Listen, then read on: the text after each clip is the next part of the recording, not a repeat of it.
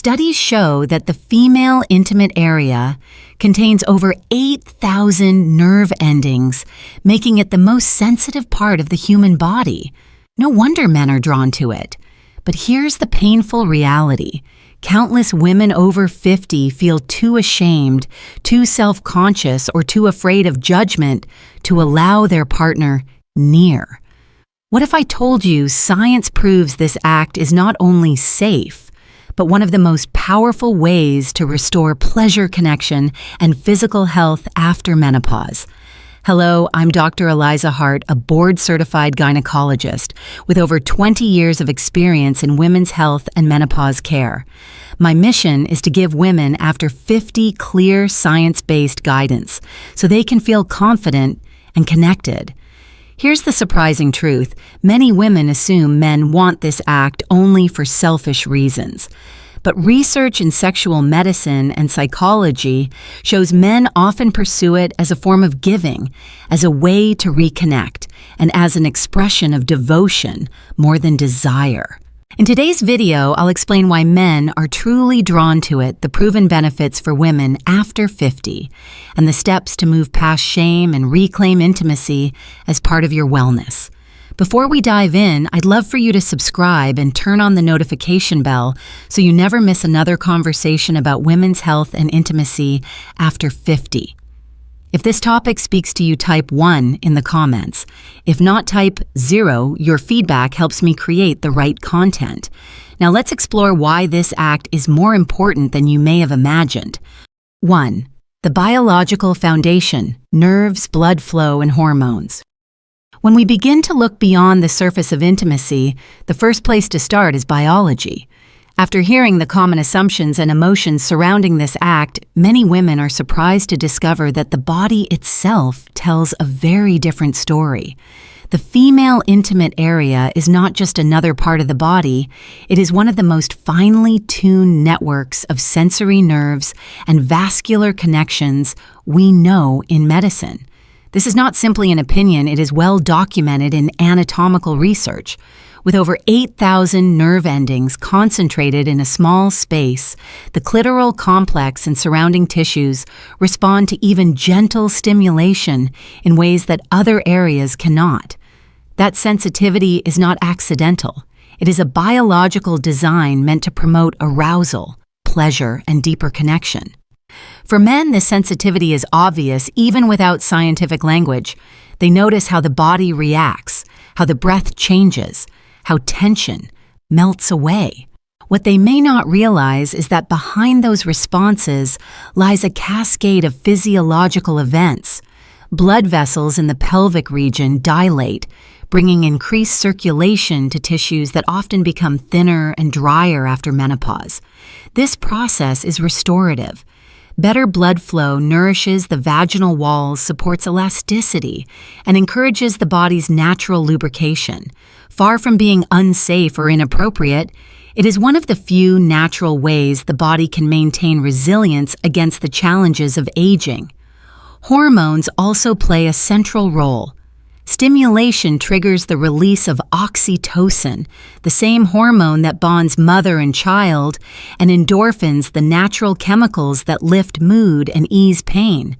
These substances reduce stress, improve sleep quality, and enhance a woman's overall sense of well-being. For women who struggle with the sleeplessness, hot flashes, or anxiety common in midlife, these effects are not trivial. They are measurable and they carry benefits that extend far beyond the bedroom. As a physician, I have seen women who believed intimacy had no place in their later years completely change their outlook once they understood this biology.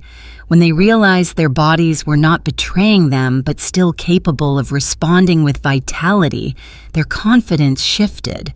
They began to see that intimacy was not something to be endured or set aside, but something that could be actively nourishing.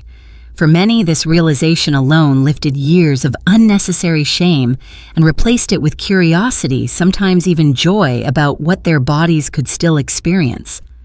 Understanding the biological foundation is only the first step. Once the science is clear, The next question becomes more personal. What truly motivates men to pursue this act with such devotion? And how does that shape the way couples experience closeness later in life? 2. The psychological and emotional motivation of men.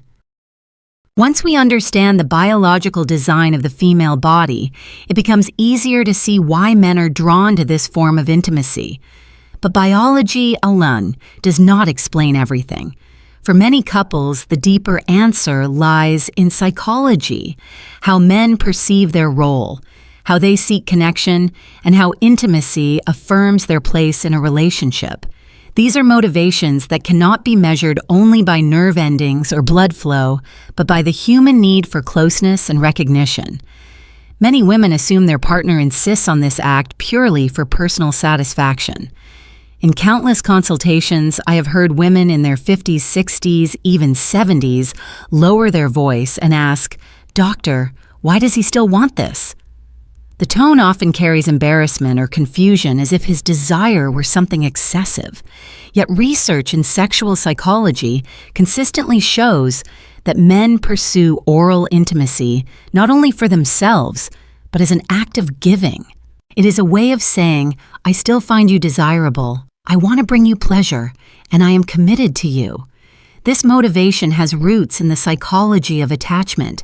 Men often equate their ability to create pleasure with their sense of worth in the relationship. According to surveys from the American Psychological Association, more than 60% of men over 50 describe their partner's enjoyment as directly tied to their own self-esteem. When a man invests attention in the most private part of a woman's body, he's not performing a duty, he's affirming closeness. To him, it is a declaration that he accepts every detail, even those she may feel insecure about. For many women, this perspective is liberating. What once felt like a vulnerability, allowing a partner to be so near, can become an experience of trust. I recall a patient who had avoided intimacy for years because she feared her husband would notice every change brought by age. When she finally allowed herself to receive, she realized he was not inspecting her body, he was cherishing it. That moment shifted their marriage not because technique had changed, but because she understood his true motivation. Psychology also explains why this act continues well into later life. As physical stamina changes, penetration may no longer feel effortless, yet the desire for connection remains. Men adapt by choosing forms of intimacy that emphasize giving rather than endurance. For many, kissing their partner down there is less about conquest and more about devotion, an expression that they still matter, that their role as a giver of joy has not faded with time. Recognizing this emotional motivation reframes the conversation. Instead of seeing the act as something awkward or selfish, women can begin to view it as a gift offered in love. And once that understanding settles, another question emerges. If men often seek this for connection, what prevents women from receiving it freely? And what barriers stand in the way of intimacy after midlife? 3. The barriers women face after 50. When the conversation shifts from men's motivations to women's experiences, an entirely different layer of reality comes into focus. Biology may prepare the body to respond, and psychology may explain why men pursue this form of intimacy with devotion, yet many women still hold back. Their hesitation is not only physical, it is emotional, cultural, and deeply personal. Understanding these barriers is essential if intimacy after midlife is to feel safe and fulfilling. One of the most common challenges is the physical impact of menopause. As estrogen declines, the vaginal tissues lose thickness, elasticity, and natural moisture. What once felt comfortable may now cause dryness, irritation, or even pain. Some women quietly assume this is an unavoidable sign that intimacy is over. But the medical truth is different. While these changes are real, they are not the end of pleasure. They are conditions that can be addressed with proper care, yet shame and silence often keep women from seeking help. Equally powerful are the psychological hurdles. Many women in their 50s and 60s describe feeling less attractive, worrying their body no longer meets the expectations of youth. This body image anxiety erodes confidence, making them withdraw from closeness, not because they do not long for it, but because they fear being judged. In my consultations, I often remind patients that men are not approaching intimacy with a critical eye. They are not counting wrinkles or measuring changes. More often, they are looking for connection, for signs that their partner is still willing to share trust. Cultural conditioning adds another heavy weight. Women raised in environments where sexuality was stigmatized may carry decades of beliefs that certain acts are dirty or improper. Even when their partner seeks intimacy with tenderness, those early messages echo loudly, telling them to close off rather than open up. It is heartbreaking to see women reject pleasure not because of lack of desire, but because of lessons that never should have been taught in the first place.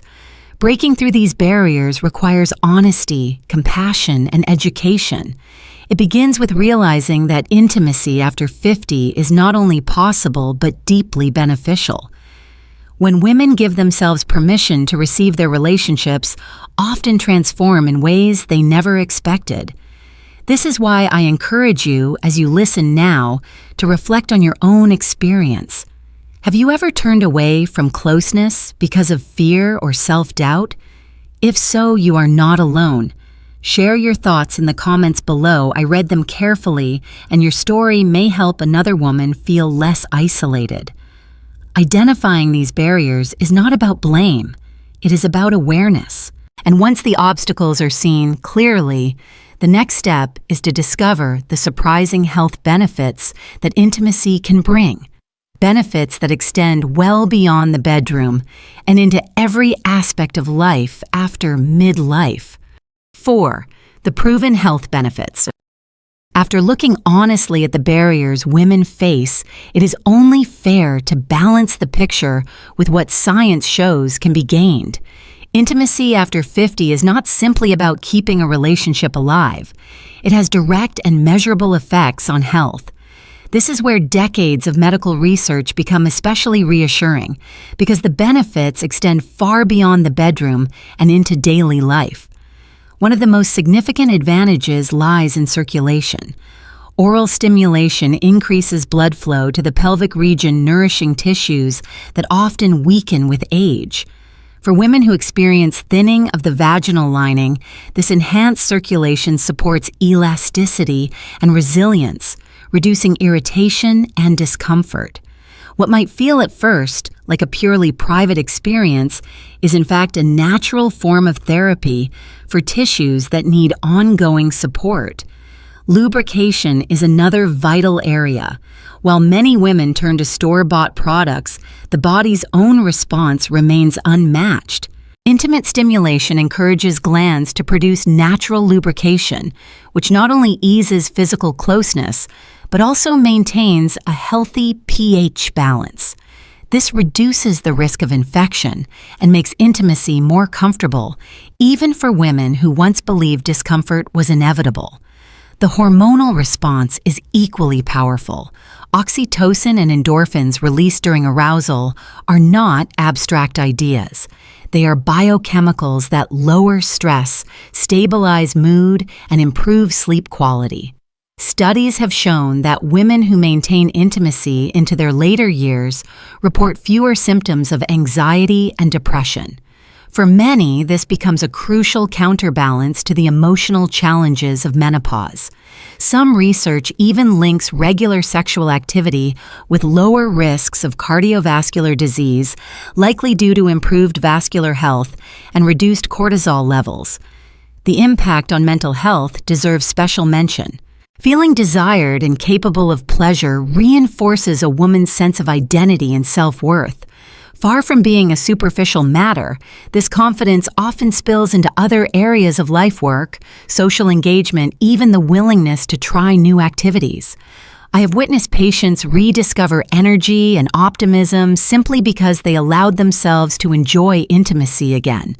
For some, the simple realization that their body was still capable of responding created a renewed sense of vitality that medication alone could not provide. For couples, the benefits ripple outward. Shared pleasure often leads to more laughter, reduced tension, and greater resilience when challenges arise. Instead of seeing age as a barrier, many partners discover that later life intimacy carries its own depth and stability. Knowing that intimacy carries such profound physical and emotional rewards reframes the entire discussion. The challenge then becomes practical. How can women prepare their bodies and minds so that the experience feels safe, comfortable, and empowering? That is the focus of our next step. 5. How to prepare and build confidence. Understanding the health benefits is one thing. Allowing yourself to embrace them is another. Many women tell me they hesitate not because they lack desire, but because they feel unprepared physically, mentally, or emotionally. Preparation in this context is not about perfection, but about peace of mind. It is about creating conditions that allow the body to relax and the heart to open. From a medical perspective, simple habits make a meaningful difference. Gentle cleansing with a pH-balanced wash rather than harsh soaps helps maintain a healthy environment and reduces irritation. For women experiencing dryness or thinning tissues after menopause, vaginal moisturizers or low-dose estrogen creams prescribed by a physician can significantly improve comfort. Regular pelvic exams also provide reassurance and address any underlying concerns so that intimacy does not become clouded by uncertainty. These measures are not cosmetic. They are part of responsible self-care that supports both comfort and confidence. Equally important is the mental preparation. Anxiety often arises not from the body itself, but from the fear of being judged. Women who imagine their partner is focused on flaws often discover the opposite when they communicate openly. Taking a few minutes to set an intentional atmosphere, dimming the lights, choosing comfortable clothing, or creating privacy can ease self-consciousness. These small actions send a signal to both body and mind. It is safe to let go. Confidence also grows when intimacy is reframed as nourishment rather than performance. Too often, women approach closeness as if it were a test they might fail. The truth is, there is nothing to prove. Approaching intimacy as an act of mutual care removes pressure and allows connection to unfold more naturally. I often remind patients that preparation is not about erasing every worry, but about softening them enough so that trust has space to grow. Another overlooked aspect is physical readiness. Gentle stretching, pelvic floor exercises, or even yoga can improve blood circulation and flexibility, reducing tension during intimacy. These practices remind women that their bodies are still capable of movement, strength, and pleasure. The goal is not athleticism, but comfort, which builds confidence long before the moment arrives. Adding relaxation techniques such as deep breathing or meditation before intimacy can further calm the nervous system, making the experience less about fear and more about receptivity. When women take these steps, what once felt intimidating often becomes manageable, even inviting. The transformation is not dramatic at first. It begins with small choices that gradually change the way the body and mind respond. And once preparation becomes part of self-care, the door opens wider. The question then becomes, beyond readiness, how can these choices be applied in daily life so that intimacy is no longer occasional, but a sustainable part of overall wellness? 6. Gentle, practical applications. Knowing the science, the psychology, and even the importance of preparation is valuable, but knowledge alone does not change daily life. What women often ask me in private consultations is this: how do I actually begin? The answer is not a strict formula, but rather a series of gentle steps that allow the body and mind to adapt without pressure. By approaching change gradually, intimacy can become something sustainable instead of overwhelming. One of the most practical approaches is to start outside of the bedroom. Building affection during the day through small touches, shared laughter, or even mindful breathing together creates a foundation of trust before physical intimacy begins. These gestures tell the nervous system that closeness is safe, lowering anxiety before a partner ever comes near. Another simple method is pacing. Instead of waiting for long gaps between intimate moments, shorter, more frequent connections help the body remain familiar with arousal responses. This does not mean each encounter must be elaborate. Even a few minutes of physical closeness without expectation of intercourse can sustain circulation and sensitivity. Women who adopt this rhythm often find their confidence grows more naturally because intimacy feels like part of daily wellness rather than an occasional test. Practical tools can also ease the transition. Lubricants designed for sensitive skin, vaginal moisturizers, or warm compresses before intimacy reduce discomfort and signal the body to relax. These are not signs of weakness. They are aids that support the body during a time when hormones are shifting. Think of them as the equivalent of wearing reading glasses, not proof of decline, but tools that extend comfort and function. Equally important is communication. Many women hesitate to voice their preferences, yet couples who gently discuss timing, comfort, or desired pace often discover that both partners feel less pressure. Saying, "Let's take this slowly tonight," or "I feel more comfortable if we start this way," shifts intimacy from a silent expectation into a shared exploration. Over time, this openness removes the fear of judgment and makes each moment easier to enjoy. Finally, women benefit from integrating intimacy into broader self-care. Just as you might schedule a walk or a meditation practice, allowing space for closeness makes it part of wellness rather than an afterthought. When intimacy is framed as nourishment, physical, emotional, and relational, it feels less like an obligation and more like a gift to yourself and your partner. These gentle applications do not demand perfection.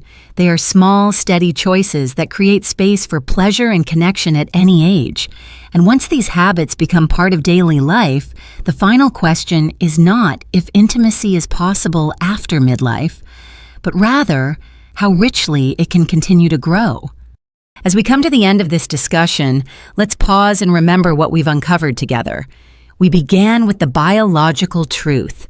The female body, even after menopause, is designed with extraordinary sensitivity, and this sensitivity remains a source of vitality. We explored the psychological perspective, understanding that many men pursue oral intimacy not as selfishness, but as a way to give, to express devotion, and to feel connected. We then face the barriers, shame, cultural messages, and changes in the body that often hold women back. And alongside those barriers, we examine the health benefits that intimacy can bring: improved circulation, natural lubrication, stress relief, and even better sleep and mood. From there, we looked at preparation and practical steps, small but powerful ways women can feel more confident and comfortable. And finally, we saw how gentle applications can weave intimacy back into everyday life, not as a performance, but as a form of nourishment for body and spirit. The message is simple: intimacy does not expire with age. It transforms. The years after 50 are not the end of passion, but a time when connection can deepen, when pleasure can be rediscovered, and when love can be expressed with even greater honesty. My advice is to approach intimacy as you would any aspect of health, by giving it attention, patience, and compassion. Speak openly with your partner, trust your body, and allow yourself the freedom to receive. If this conversation has resonated with you, I invite you to share your thoughts in the comments. Your story may encourage another woman to take the first step. And if you found this helpful, please subscribe so you never miss future discussions on women's health, hormones, and intimacy after 50. Thank you for spending this time with me today. Remember, you are not too late, and your best years of passion may still lie ahead.